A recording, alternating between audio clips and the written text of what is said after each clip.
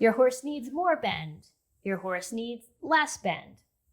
What exactly is bending, and where does it happen in the horse's body?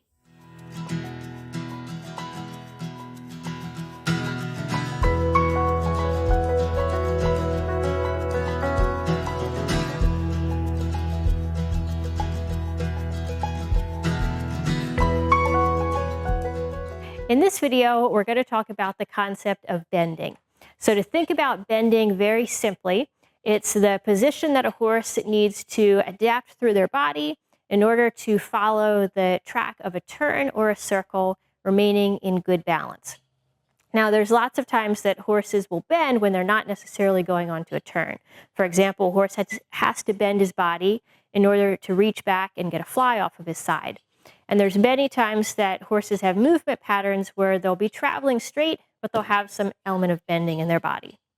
Also, when we get into more advanced riding and we're doing things like lateral work, there's also times where we're wanting to go directionally straight, but we're doing so with some bend in the horse's body in order to increase suppleness and strength, where they can relax the muscles of the back so that they can lift the back and they can stretch forward and down with the neck, and then also be able to reach farther under with the hind leg.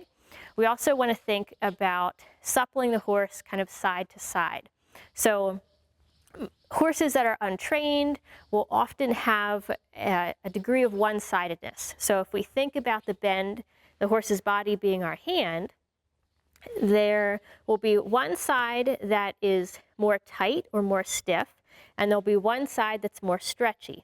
So if this was the horse, when we were trying to bend this direction, it's going to be pretty easy going this way, but it's going to be difficult going that other way until we essentially stretch out the muscles of this side where the horse is naturally a little bit more tighter. So when we're talking about increasing the suppleness of the horse, it's not only getting nice free forward movement, but it's also getting them more even and being able to bend and move their body side to side. So bending can happen in several places of the horse's body. The main place that it happens, or that we feel it, is through the thoracic vertebra. So those are the vertebrae here, the vertebrae that have the ribs attached.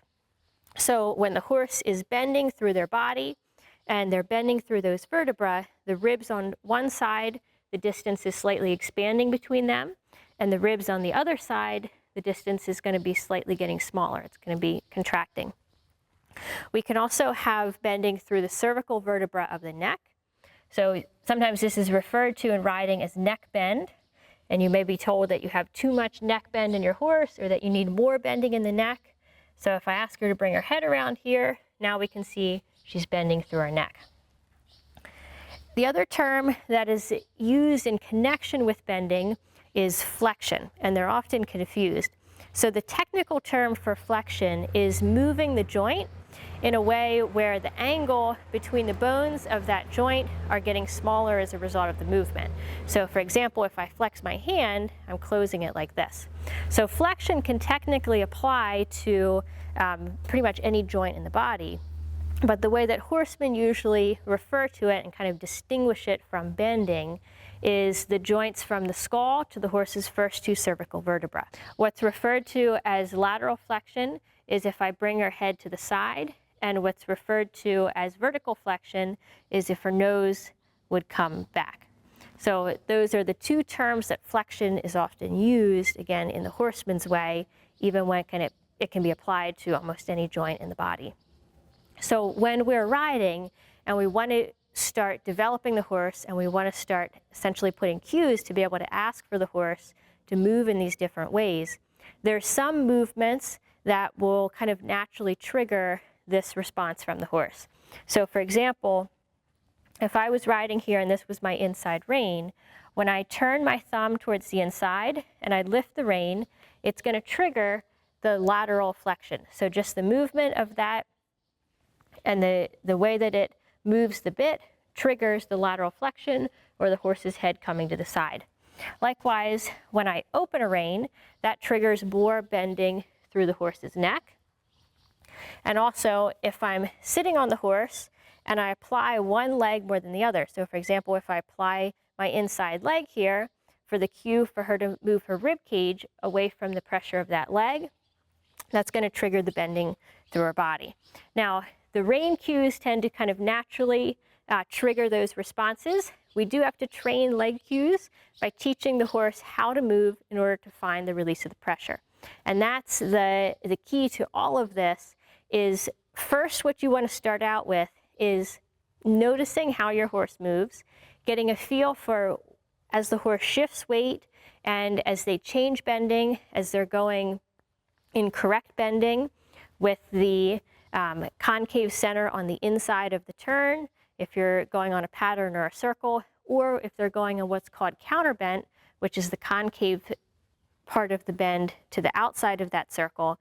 You want to start noticing these things first so that when you start working to teach your horse the cues, when you work on your rein cues and when you work on teaching your horse to move from your leg cues, you have that picture in your mind and also that feel for the correct response that you need to have to release on. As with any kind of movement, it's really important to understand that we have to look at the whole picture. So each horse is going to be an individual in their own body. They're going to have prior patterns of how they like to move. They're going to possibly have prior training for responses that they've learned, whether it's desired responses or it's undesired responses.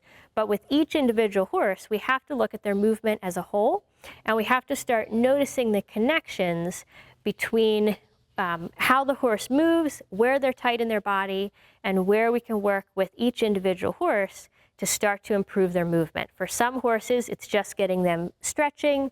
For other horses, it's sometimes working and getting them a little bit softer side to side. But it's all this big picture of we just work at each piece and develop our own feel and our own ability to recognize good movement from our horse and work more towards that picture. Now it's your turn. Tell us below, does your horse overbend or underbend?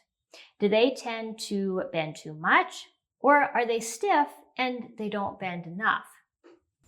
If you're not watching this on horseclass.com, that's where the best conversation is, and we have hundreds more free videos like this one and premium courses to help you find the joy in your riding and connect with your horse.